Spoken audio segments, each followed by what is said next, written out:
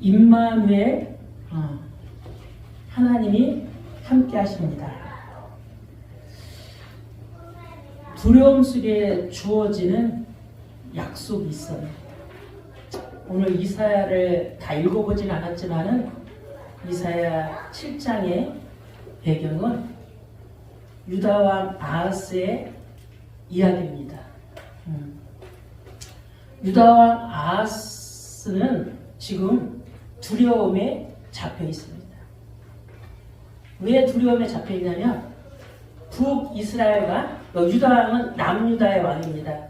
북이스라엘과 아람이 연합해서 남유다 예루살렘을 공격하려고 올려가는 그때 7장 2절에 보면은 어떤 사람이 다윗의 집에 알려 이르되 아람이 에브라임과 동맹하였다 했으므로 왕의 마음과 그의 백성의 마음이 숲이 바람에 흔들림같이 흔들렸도다. 아람과 이스라엘이 쳐들어오니까 아하스 왕이 그 마음이 백성과 그 마음이 숲이 바람에 흔들림같이 흔들렸도다. 그렇게 표현하고 있는 겁니다. 나라가 무너질 위기 속에 또 지도자의 두려움, 또 백성의 마음이 불안하고 두려워 확신과 믿음이 전혀 없음을 보여주고 있는 상태예요. 지금 남유다는 누구의 자손이에요? 하나님의 백성이에요. 하나님의 자녀들이에요. 그런데도 위기가 오니까 신앙이 흔들리는 거예요. 신앙이 흔들리고 그 영적 상태가 막 흔들리는 겁니다. 근데 이때 유다왕이 아람과 북이스라엘 쳐들어갈 때 누구를 의지해야 돼요? 하나님을 의지해야 되죠. 우리가 우리 가정에 또 나에게 우리 경제에 우리 자녀에게 위기가 올 때 두려워 떨면 돼야 안 돼요? 안 되죠. 하나님을 믿고 하나님을 신뢰해야 되는데 오늘 유다왕 아하스는 하나님을 의지하지 않았어요. 의지하지 않고 아람과 북이스라엘이 쳐들어온다는 거기에 힘 있는 곳을 선택했어요. 그게 어딜까요? 정치적 동맹을 맺는 아수르를 의존했습니다. 아수르. 하나님을 신뢰하고 믿는 그 하나님의 백성이 위기가 오니까 그 두려움에 잡혀서 위기가 오면 딱 뭐가 두려움에 잡히니까 하나님을 선택하는 것이 아니라 육신의 생각으로 힘이 필요하지. 무기가 필요하지. 그렇기 때문에 힘 있는 아수르를 의존해서 거기를 선택합니다. 위험이 올 때 믿음이 흔들리면은 우리의 선택도 흔들립니다. 믿음이 흔들리면 선택이 흔들려버려요. 우리의 믿음은 어떤 믿음이야? 하나님을 믿는 절대적인 믿음이 우리에게 있어야 돼요. 또 두려움은 하나님을 보지 못하게 해요. 두려움에 먼저 잡혀버리니까. 이때 하나님은 이사야 선지자를 통해서 아하스에게 말씀합니다. 이사야 7장 4절에 보면은 그때에 이르기를 너는 삼가며 조용하라. 르신과 아람과 느마리아의 아들이 심히 노할지라도 이들은 연기나는 두 부직갱이 구루터기에 불과하니 두려워하지 말며 낙심하지 말라고 말하는 거예요. 하나님이 이사야를 통해서 아하스 왕에게 전달하라고 말씀을 주는 거예요.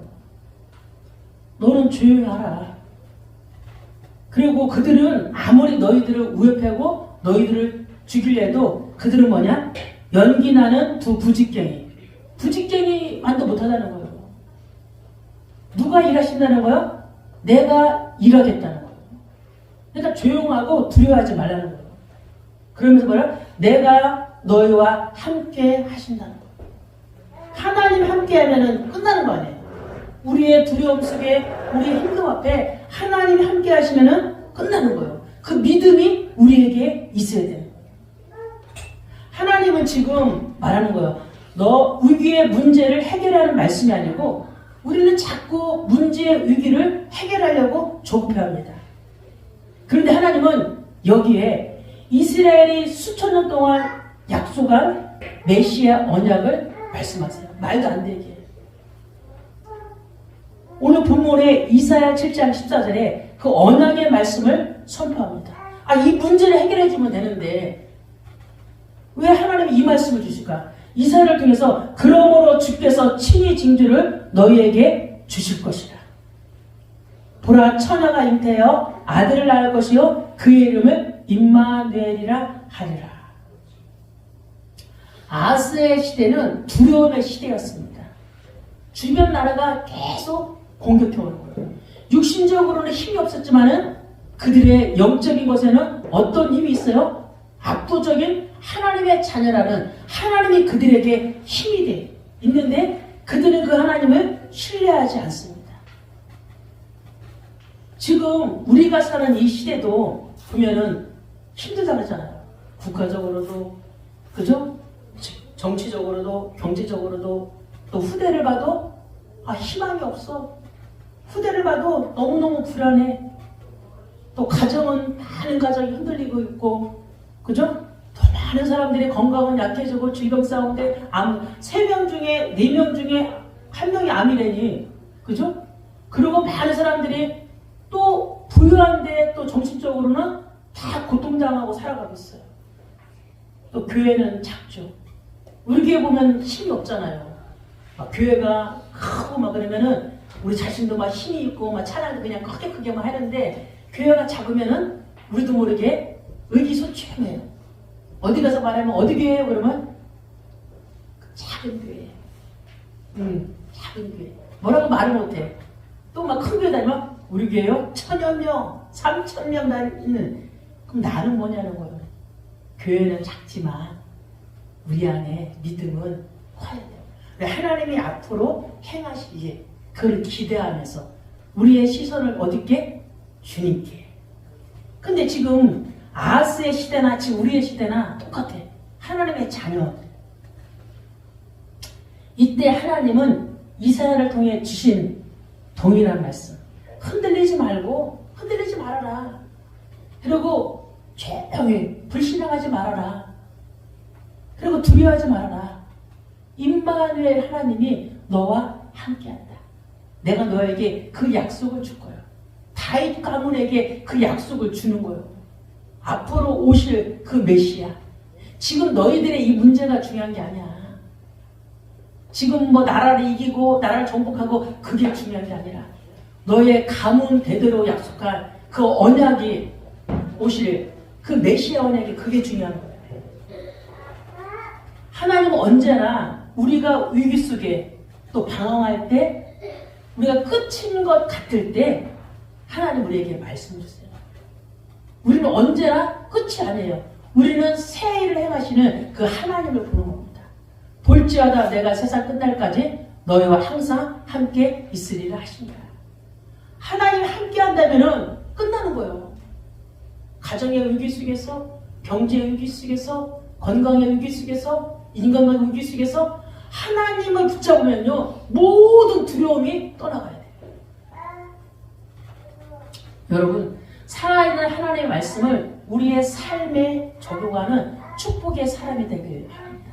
말씀 듣고 끝나는 것이 아니라 그 말씀이 살아서 우리 가정에, 내 일터에, 내 모든 만남에 말씀이 살아서 역사해야 돼요. 살아서 역사하려면 내가 조금 힘들고 불편해요. 왜? 안 해던 짓을 해야 되니까. 사랑도 해야 되죠.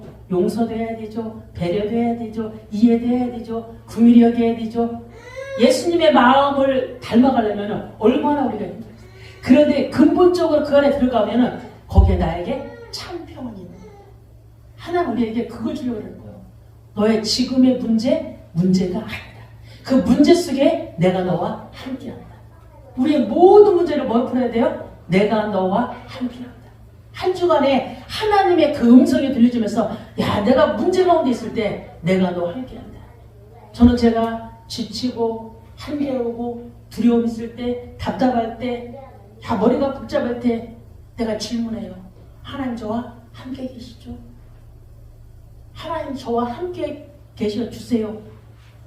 내가 하나님을 믿을게요.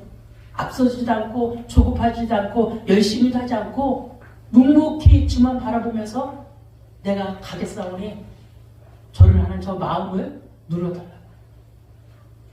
저와 여러분도 누구나 다 힘듦이 있습니다. 날마다 행복하지 않아요. 1시간 행복했다가 2시간 되면 슬프고 오늘 행복했다가 내일 슬프고 우리 육신을 가지고 있는 한 우리에게는 어떠한 문제가 우리를 힘들게 합니다. 나에게 부족한 그 문제가 나를 힘들게 해요. 그래서 다윗은 그렇게 말하잖아요. 여호와는 나의 목자시니 내게 부족함이 없다. 목자가 계시기 때문에 그 어떤 부족함에도 부족함이 없다는 거예요. 그 목자 한 분으로 내 부족함을 채우겠다는 그 말이죠. 그런 은혜가 저와 여러분에게 있길 바랍니다. 아멘. 우리 본론 첫 번째로 임마누엘의 3가지 의미입니다. 첫 번째, 하나님은 우리의 현실 속으로 들어오시는 분입니다. 성육신으로 오신 임마누엘의 하나님이에요. 우리가 이해되지 않지만은 그죠? 아하스 왕도 그 시대에 그죠? 남유다 사람들 이해가 안 됐을 거예요. 천하가 잉태한다는 거. 그죠? 천하가 잉태할 것이다. 근데 천하가 잉태한다는 것은 인간의 노력으로는 될 수 없는 기적이에요. 이건 누구만 할 수 있는 거야? 하나님만이 하실 수 있다는 거예요. 그럼 곧 우리의 모든 문제도 누가 한다는 거야? 하나님이 하실 수 있다는 겁니다. 그 하나님 우리는 신뢰하고 그 하나님을 믿고 우리의 모든 문제 가운데 하나님의 절대 주권을 믿는 그 믿음이 우리에게 있어야 되는 거예요.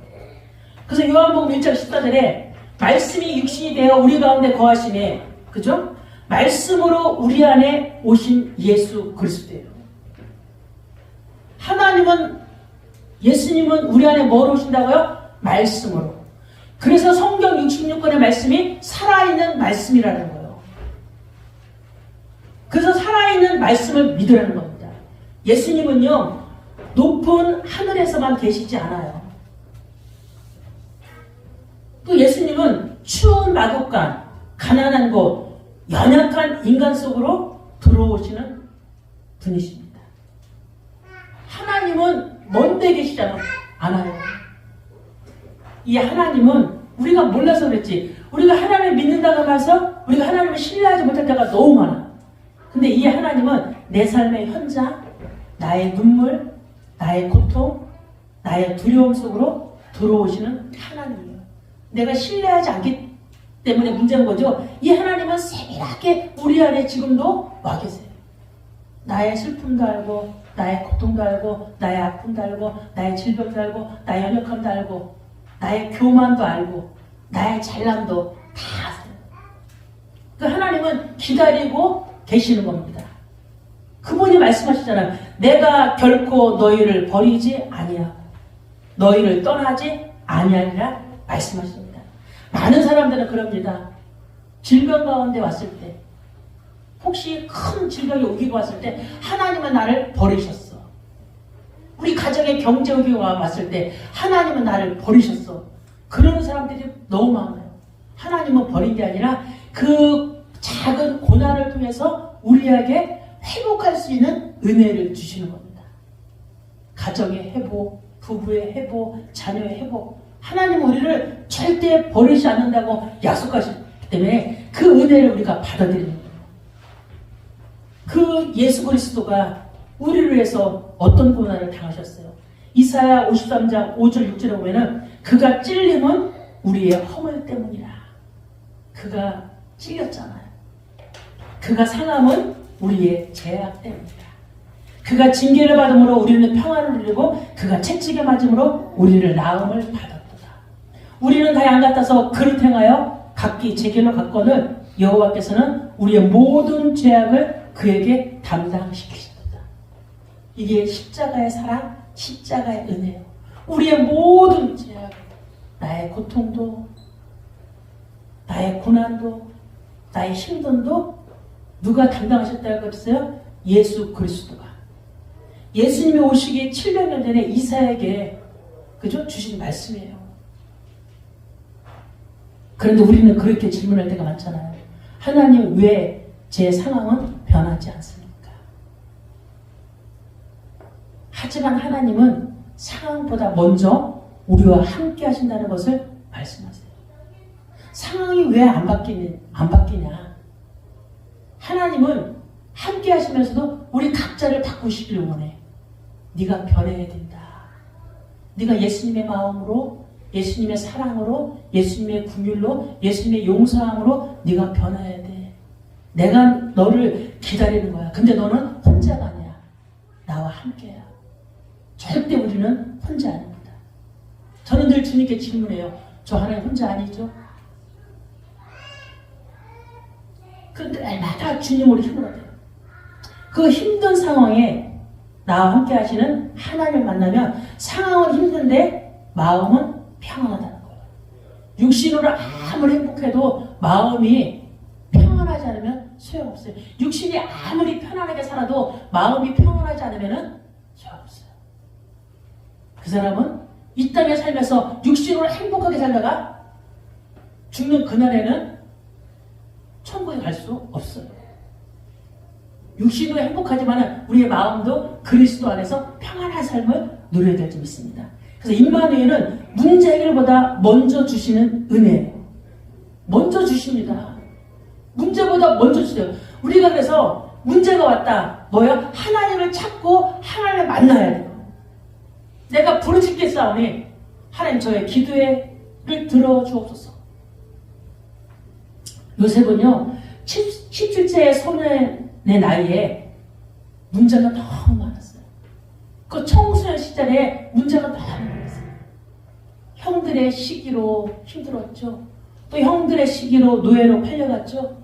노예로 팔려갔는데도 누명서서 감옥 갔죠.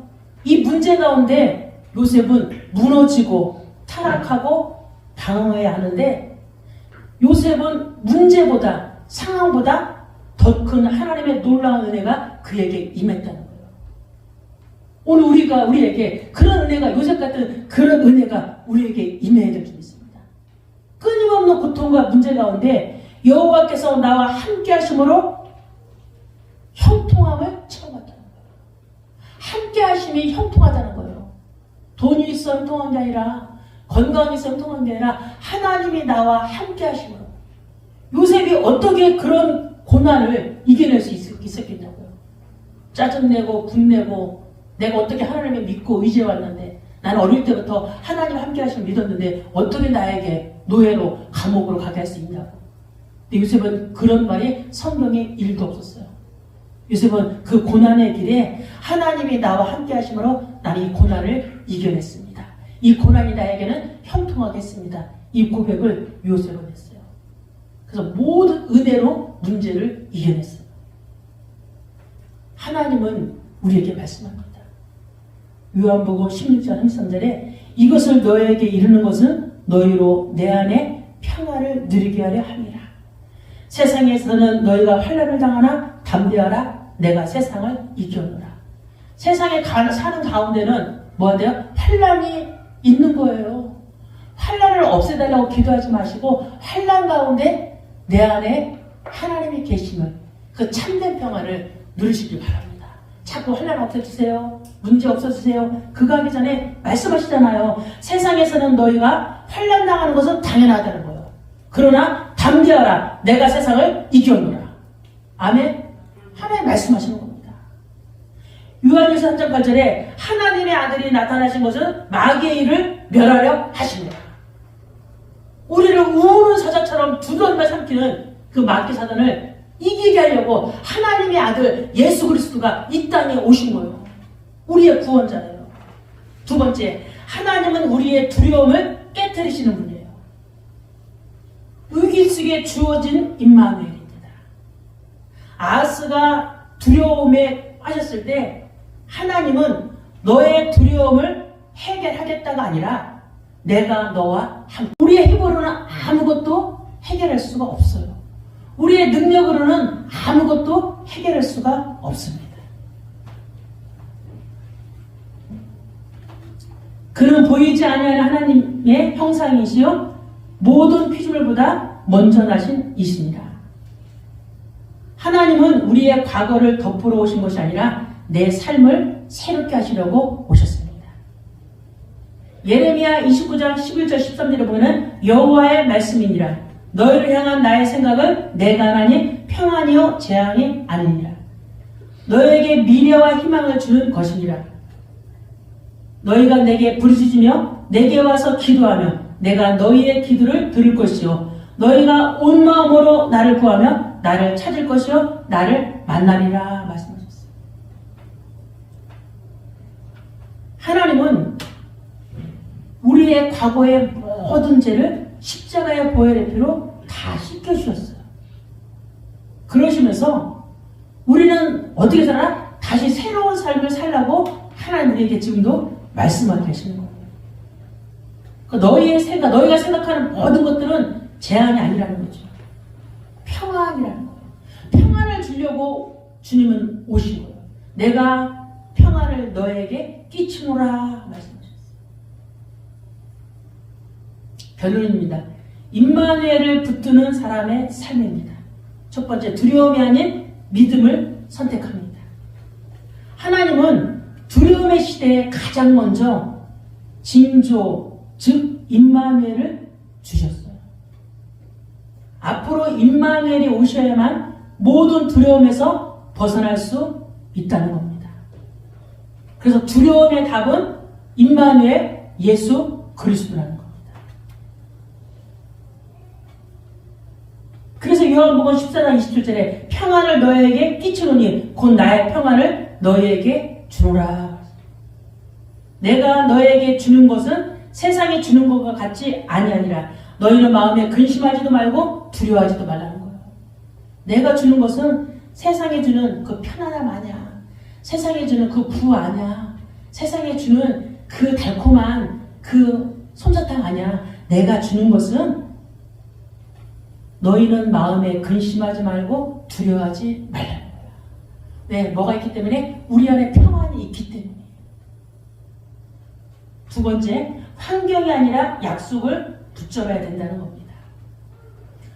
아하스 왕은 아람과 북이스라엘의 공격한다는 소리에 환경을 보고 두려워했어요. 야, 큰일 났구나. 우리는 숫자가 적은데 저 아람과 저 북이스라엘이 같이 둘이 합쳐서 들어온다면 우리는 어떻게 할까? 그때 하나님을 생각하면 얼마나 좋겠어요. 내가 너와 함께한다.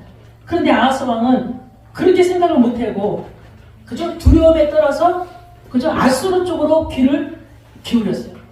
거기다 동맹을 맺어서 거기다 힘을 의존한 거죠. 그러나 하나님은 그들의 계획은 절대 이루어지지 못한다고 말씀하셨어요. 그들의 계획은 아모리 북이스라엘, 아모리 아람의 거기들이 공격을 해서 너희를 공격해도 절대 너희들을 이기지 못한다고 하나님은 오늘 말씀하셨어요. 그렇기 때문에 두려워하지 말고 환경을 보지 말고 하나님 함께 하시는 약속을 붙잡으라고 말씀하시는 겁니다. 오늘 7장 7절에 보면은 주 여호와의 말씀이 그 일은 서지 못하고 이루어지지 못하리라. 이미 하나님은 말씀을 다 먼저 주세요. 그런데도 하나님의 말씀을 신뢰하지 않고 하나님의 말씀을 인정하지 않고 그 말씀에는 믿음이 없고 자기 생각과 자기 기준대로 하는 거예요. 아, 두려움이 오지 큰일 났지. 야, 빨리 저 아람과 저 북이스라엘과 같이 연합해가지고 오는데 빨리 나는 야, 아수르랑 같이 이렇게 거기에 해야 되겠다. 우리도 그럴 때가 있잖아요. 문제가 막 오는데 하나님보다도 문제 해결할 수 있는 경제 문제가 오면 뭐 찾아내야 돼요? 돈을 먼저 찾아봐. 질병이 오면 막 하나님보다도 그 질병 해결해요. 하나님 그걸 멈추고 먼저 기도하라는 거예요. 멈추고 나를 찾으라는 거예요. 하나님 어떻게 하면 좋을까요? 이 문제 가운데 하나님 저에게 답을 주세요. 하나님 저에게 평안함을 주세요. 하나님은 우리에게 평안을 줄 수 있는 말씀을 주셨어요. 또 세 번째, 예수님을 마음의 주인으로 모시기 바랍니다. 이 예수님이 누구세요?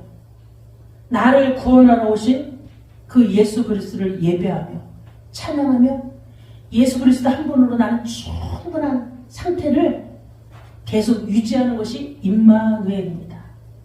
이 축복을 계속 유지해야 돼요. 또 예수님이 내 삶의 주인이고 나는 순종하는 제자로 살아가는 것이 예수님을 주인으로 모시는 겁니다. 마태복음 1장 21절에 아들을 낳으려니 이름을 예수라 하라. 이는 그가 자기 백성을 그들의 죄에서 구원할 자이시니라. 예수님이 그죠? 십자가에 못 박혀 죽으심으로 우리의 죄를 구원했어요. 우리를 죄에서요. 이 하나님은 그죠? 이 예수 그리스도를 우리에게 보내셔서 우리의 죄를 사하시고 구원하셔서 지금 우리와 함께 계십니다. 우리와 함께 계세요. 이것을 믿어야 우리 안에 주인이 예수 그리스도가 돼요. 아, 나에서 구원한 그 예수. 그분이 내 안에 주인이구나. 마지막으로 오늘 이 예배에 임마누엘 하나님이 저와 여러분과 함께 하신 것을 믿길 바랍니다. 여러분은 혼자가 아닙니다. 버려지지 않았어요.